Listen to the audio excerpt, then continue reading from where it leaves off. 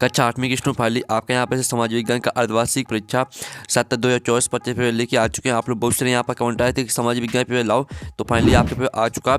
और साथ ही इस वीडियो में आपका यहाँ फुल सोल्यूशन सहित यहाँ पर समाज विज्ञान पेपर कराया जाए। ठीक है, तो आप यहाँ पर वीडियो को लाइक कर लीजिएगा और चैनल को सब्सक्राइब कर लीजिए। ठीक है, और साथ ही इस वीडियो को आपको अपने दोस्तों तक भी यहाँ पर शेयर कर देना है। ठीक है, तो इस वीडियो को आप अपने दोस्तों तक भी शेयर कर दीजिए, जिससे वो भी यहाँ पर 60 में 60 नंबर लेके आ सके यहाँ पर समाज विज्ञान पेपर में। ठीक है, तो आपको इस वीडियो को अपने दोस्तों तक भी शेयर कर देना है। और साथ ही आप वीडियो को लाइक कर लीजिएगा, चैनल को सब्सक्राइब कर लीजिएगा। और आपके यहाँ पर ठीक है, आप पढ़ सकते हैं राज्य शिक्षा केंद्र मध्य प्रदेश भोपाल अर्धवार्षिक परीक्षा 7/2024 25 विषय समाज विज्ञान। ठीक है, समय आपका 2.5 घंटे रहेगा, कक्षा 8 और पूर्णांक आपका 60 नंबर का रहेगा। तो आपके आते हैं बहुविकल्पी प्रश्न आते हैं, प्रश्न 1 से 5 तक। तो निर्देश आता है सही विकल्प चुनकर उत्तर लिखिए, प्रत्येक प्रश्न के लिए 1 अंक निर्धारित है।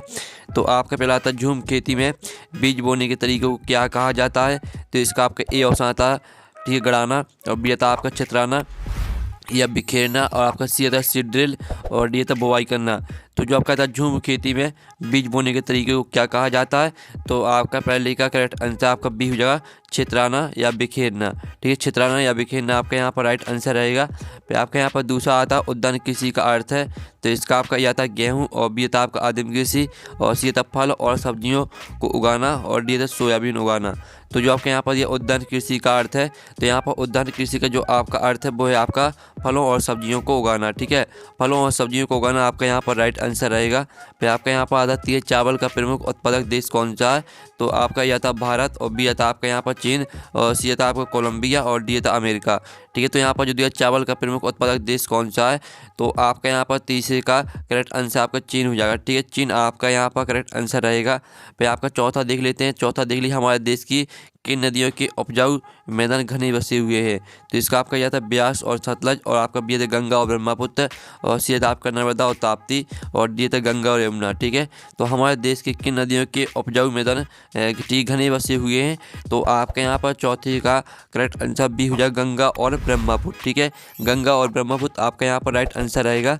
फिर पाँचवा आता है लोग सदैव पर्वतों और पठारों की तुलना में मैदानी भागों में रहना पसंद करते हैं, क्योंकि इसका आपका यहाँ पर ए ऑप्शन आता है, यह खेती और बीज निर्माण के लिए उपयुक्त है, और आपका बी आता है यह क्षेत्र अत्यधिक गर्म होते हैं, और सी आता है यह क्षेत्र विरल जनसंख्या वाले होते हैं, और आपका डी आता है यह क्षेत्र प्राकृतिक सुंदरता से भरपूर होते हैं। तो जो आपके यहाँ पर दिया लोग सदैव पर्वतों और पठारों की तुलना में मैदानी भागों में रहना पसंद करते हैं, क्योंकि इसका जो आपका यहाँ पर राइट आंसर रहेगा वो आपका हो जाएगा यह खेती और बीज निर्माण के लिए उपयुक्त है। ठीक है, पाँचवें का आपका एक करेक्ट आंसर रहेगा। तो इस तरह से जो आपके यहाँ पर दिए गए थे प्रश्न 1 से लेकर 5 तक बहुविकल्पी प्रश्न वो कंप्लीट हो जाते हैं। आपने अच्छे से यहाँ पर याद कर ली होंगे। ठीक है, और वीडियो को आपको लाइक जरूर कर लेना है। अब चलिए आपके यहाँ पर आते हैं प्रश्न क्रमांक, ठीक है, 6 से 10 तक आते हैं आपके रिक्त स्थान। तो निर्देश आता नीचे दिए रिक्त स्थान की पूर्ति कीजिए, प्रत्येक प्रश्न के लिए 1 अंक निर्धारित है। तो आपके यहाँ पर आता है, ठीक है, 6वां सन 1991 में बनारस में डॉट कॉलेज की स्थापना की गई। तो यहाँ पर सन 1791 लिखा है। ठीक है, सन 1791 बनारस में, ठीक है, हिंदू कॉलेज की स्थापना की गई। तो आपका इसका आंसर यहाँ पर हिंदू हो जाएगा। फिर आपके यहाँ पर दूसरा आता है यानी 7वां राष्ट्रीय उद्यान एक डॉट क्षेत्र है। तो यहाँ पर राष्ट्रीय उद्यान एक वन्य जीव एवं पर्यावरण संरक्षण क्षेत्र। ठीक है, आप यहाँ पर देख लीजिए, इसका आंसर आपका हो जाएगा वन्य जीव। ठीक है, वन्य जीव पर्यावरण संरक्षण क्षेत्र है। ठीक है, वन्य जीव पर्यावरण संरक्षण क्षेत्र है, ये आपका आंसर रहेगा। ठीक है, राष्ट्रीय उद्यान एक वन्य जीव पर्यावरण संरक्षण क्षेत्र है। फिर आपके यहाँ पर 8वां आता है रोपण कृषि डॉट का एक प्रकार है। तो यहाँ पर रोपण कृषि आपका व्यवसाय का एक प्रकार है। ठीक है, व्यवसाय आपका यहाँ पर राइट आंसर रहेगा आपका 8वें का। फिर आपका 9वां आता है, ठीक है, संयुक्त राज्य अमेरिका में किसान एक डॉट की तरह काम करता है। तो यहाँ पर संयुक्त राज्य अमेरिका में किसान एक व्यवसायी के रूप में कार्य करता है। ठीक है, व्यवसायी आपके यहाँ पर राइट आंसर रहेगा। ठीक है, आप यहाँ पर देख लीजिए, हम फिर से आपको लिख के दिखा देते हैं। ठीक है, व्यवसायी। ठीक है, ये आपका यहाँ पर आंसर हो जाएगा। चलिए आपके यहाँ पर आता है यहाँ पर 10वां।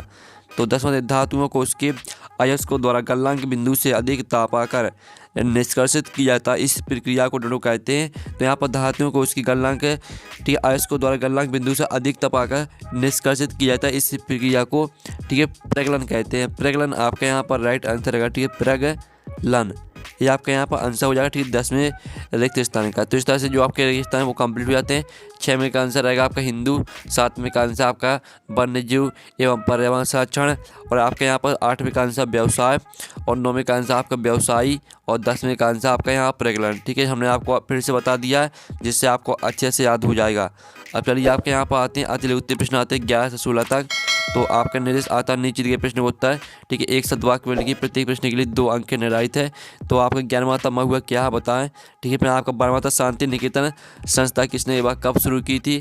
तो जो इनके आंसर वो भी हम देखने वाले। पहले हम यहाँ पर प्रश्न 11 से लेकर 16 तक के जो प्रश्न है वो देख लेते हैं, फिर इनके आंसर देखेंगे। फिर आपके यहाँ पर आता है, ठीक है, 13वां संसाधन की परिभाषा लिखिए। फिर आपका 14वां था मानव निर्मित 5 संसाधनों के आपको नाम लिखना है। फिर 15वां था भारत में कानून बनाना, बजट पारित करना किसका कार्य है। और फिर आपका 16वां था सरकार के अंग कौन कौन से, और ठीक है, कानूनों को लागू करने का काम किस अंग के द्वारा किया जाता है। तो जो आपका प्रश्न यहाँ पर 11, ठीक है, 12, 13, 14, 15, 16 जो इनके आंसर वो देख लेते हैं। तो स्टूडेंट आप यहाँ पर देख लीजिए, आपका प्रश्न 11वें का आंसर महुआ भारत का एक बहुत ही खास और बहुमुखी वृक्ष है। इसे अक्सर देवी वृक्ष भी कहा जाता है। ठीक है, इसकी खासियत है इसकी सुंदर और सुसंगठित फूल जिनका इस्तेमाल कई तरह से किया जाता है। ठीक है, आपका 11वें क्वेश्चन का आंसर। और आप यहाँ पर देख लीजिए, आपका 12वें प्रश्न का आंसर शांति निकेतन संस्था की स्थापना रविन्द्रनाथ टैगोर ने 1901 में की थी। ठीक है, आपका 12वें प्रश्न का आंसर रहेगा। फिर आप यहाँ पर देख लीजिए, आपका 13वें प्रश्न का आंसर। ठीक है, संसाधन और सब कुछ है जो हमारी आवश्यकताओं को पूरा करने या किसी उद्देश्य को प्राप्त करने में हमारी मदद करता है। ये प्राकृतिक, मानव निर्मित या सामाजिक हो सकते हैं। ठीक है, इस तरह से पूरा आपका 13वें क्वेश्चन का आंसर रहेगा। फिर आप यहाँ पर देख लीजिए, आपका 14वें क्वेश्चन का आंसर। ठीक है, मशीनें, इमारतें, सड़कें, उपकरण, ऊर्जा।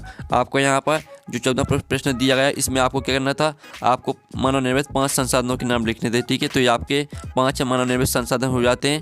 फिर जो आपको 15वां क्वेश्चन दिया था, भारत में कानून बनाना, बजट पारित करना किसका कार्य है। तो इसका आंसर रहेगा भारत में कानून बनाना और बजट पारित करना संसद कार्य है। संसद में 2 सदन होते हैं। ठीक है, लोकसभा और राज्यसभा। ये आपका 15वें क्वेश्चन का आंसर रहेगा। फिर आपका जो यहाँ पर 16वां क्वेश्चन है उसका आंसर आपको खुद कर लेना है। अब स्टूडेंट आपके यहाँ पर लघु उत्तरीय प्रश्न आते हैं। ठीक है, जो आपका 16वें प्रश्न का आंसर है वो आप खुद कर लीजिएगा। फिर आपका यहाँ पर आते हैं लघु उत्तरीय प्रश्न 17 से 22 तक। तो निर्देश आता है नीचे दिए प्रश्न का उत्तर। 30 चलित शब्दों लिखी, प्रत्येक प्रश्न के लिए 3 अंक निर्धारित है। तो 17वां आता 1782 में जेम्स रेनल ने भारत का पहला मानचित्र क्यों तैयार करवाया। फिर आपका 18वां था 1757 में प्लासी युद्ध किसके बीच हुआ था, इस युद्ध में किसकी जीत हुई। फिर आपको 19वां था ईस्ट इंडिया कंपनी ने भारत में अपनी आमदनी बढ़ाने के लिए क्या क्या किया। फिर आपका था किस प्रकार के उद्योग सनराइज उद्योग के नाम से जाने जाते हैं। फिर आपका आता धर्म को राज्य से अलग रखना क्यों जरूरी है। फिर आपका आता 22वां मतदान प्रक्रिया में अमिट स्याही से मतदाता की अंगुली पर निशान क्यों लगाया जाता है। ठीक है, तो जो आपका प्रश्न यहाँ पर 17, 18, 19, 20, 21, 22 जो इनके आंसर वो देख लेते हैं। तो स्टूडेंट आप यहाँ पर देख लीजिए, आपका 17वें क्वेश्चन का आंसर 1782 में जेम्स रेनल ने भारत का पहला मानचित्र इसलिए तैयार करवा था क्योंकि अंग्रेज भारत पर अपना शासन मजबूत करना चाहते थे। एक सटीक मानचित्र से उन्हें भारत के भूगोल, सड़कों, नदियों और अन्य भौगोलिक विशेषताओं के बारे में बेहतर जानकारी मिलती। ठीक है, इस तरह से पूरा आपको यहाँ पर जानने में रुचि रखते थे। यहाँ तक पूरा याद करना है। अब आप यहाँ पर 18वें क्वेश्चन का आंसर देख लीजिए। जो आपका 18वां क्वेश्चन दिया है 1757 में प्लासी का युद्ध किसके बीच हुआ था, इस युद्ध में किसकी जीत हुई। तो यहाँ पर इस युद्ध में एक ब्रिटिश ईस्ट इंडिया कंपनी की सेना थी और दूसरी ओर थी बंगाल की नवाब की सेना। कंपनी की सेना ने रॉबर्ट क्लाइव के नेतृत्व में नवाब सिराजुद्दौला को हरा दिया था। इस मौके पर ब्राइट मेमोरियल ऑफ प्लासी के ठीक है सामने नवाब सिराजुद्दौला की एक कांस्य प्रतिमा स्थापित की गई। ठीक है, आपका यहाँ पर आंसर रहेगा। तो आपको यहाँ पर अच्छे से याद कर लेना है। ये आपका 18वें क्वेश्चन का आंसर हो जाता है। फिर आप यहाँ पर देख लीजिए, आपको 19वें क्वेश्चन का आंसर। ठीक है, ईस्ट इंडिया कंपनी ने भारत में अपनी आमदनी बढ़ाने के लिए कई तरीके अपनाए जिनमें शामिल है व्यापार का एक अधिकार, भू राजस्व और ठीक है कंपनियों के कर्मचारियों को भ्रष्टाचार के लिए प्रोत्साहित करना। इस तरह से पूरा आपको 19वें क्वेश्चन का आंसर रहेगा। फिर आप यहाँ पर देख लीजिए, आपका जो 20वां क्वेश्चन दिया गया था आपका। ठीक है, जो आपका 20वां क्वेश्चन दिया था, किस प्रकार के उद्योग सनराइज उद्योग के नाम से जाने जाते हैं। तो इसका आंसर रहेगा सनराइज उद्योग भी उद्योग होते हैं जो अभी अपनी शुरुआती अवस्था में होते हैं लेकिन तेज़ी से विकास कर रहे हैं। इन उद्योगों में भविष्य में काफ़ी वृद्धि की संभावना होती है। ठीक है, तो इसका उदाहरण दीजिए सूचना प्रौद्योगिकी, बायोटेक्नोलॉजी और नवीकरणीय ऊर्जा आदि। ये आपका 20वें क्वेश्चन का आंसर रहेगा। फिर आप यहाँ पर देख लीजिए, ये आपका 21वें क्वेश्चन का आंसर है। ठीक है, तो इसका भी स्क्रीनशॉट ले लीजिए। फिर जो आपका 22वां क्वेश्चन यहाँ पर दिया था, मतदान प्रक्रिया में अमिट स्याही से मतदान की अंगुली पर निशान क्यों लगाया जाता है। तो इसका आंसर भी आप यहाँ पर देख लीजिए, आपका 22वें क्वेश्चन का यहाँ पर आंसर हो जाता है।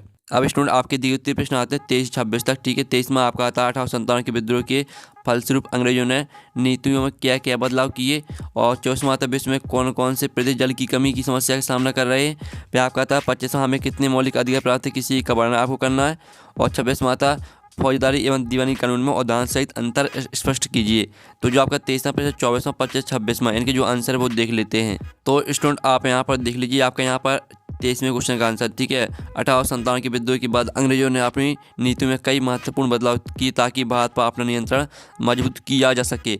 इस तरह से पूरा आपको यहाँ पर याद करना। ठीक है, आपका 23वें क्वेश्चन का आंसर हो जाता है। और ये आपका 24वें क्वेश्चन का आंसर, जो आपको 24वां क्वेश्चन दिया था विश्व में कौन कौन से प्रदेश जल की कमी की समस्या का सामना कर रहे हैं।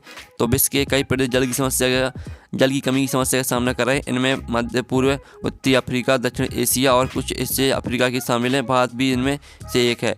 इस तरह पूरा याद कर लीजिएगा। फिर आप यहाँ पर देख लीजिए, आपका 25वें क्वेश्चन का आंसर, जिसमें आपको भारत के मौलिक अधिकार कितने हैं आपको यह बताना था और किसी एक का वर्णन करना था। तो आप यहाँ पर देख लीजिए, भारतीय संविधान हमें 6 मौलिक अधिकार प्रदान करता है।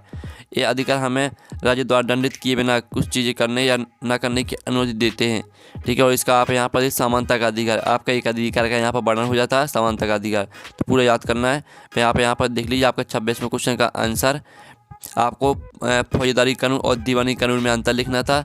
तो पहले तो आपको हेडिंग डालनी है फौजदारी कानून, इसमें आपको उद्देश्य, पक्षकार, मामले, प्रक्रिया, बोझ, इनको लिखना है। ठीक है, और आपको फिर यहाँ पे हेडिंग डालनी है दीवानी कानून, तो इसमें आपको उद्देश्य, पक्षकार, मामले, प्रक्रिया, बोझ, इनको लिखना है। ठीक है, तो इस तरह से पूरा पेपर कंप्लीट हो जाता है। और पेपर का PDF डाउनलोड करना चाहते हैं तो लिंक वीडियो के डिस्क्रिप्शन दी गई, तो आप वहाँ से पेपर का PDF डाउनलोड कर सकते हैं। तो हम नेक्स्ट वीडियो में, थैंक्स फॉर वॉचिंग।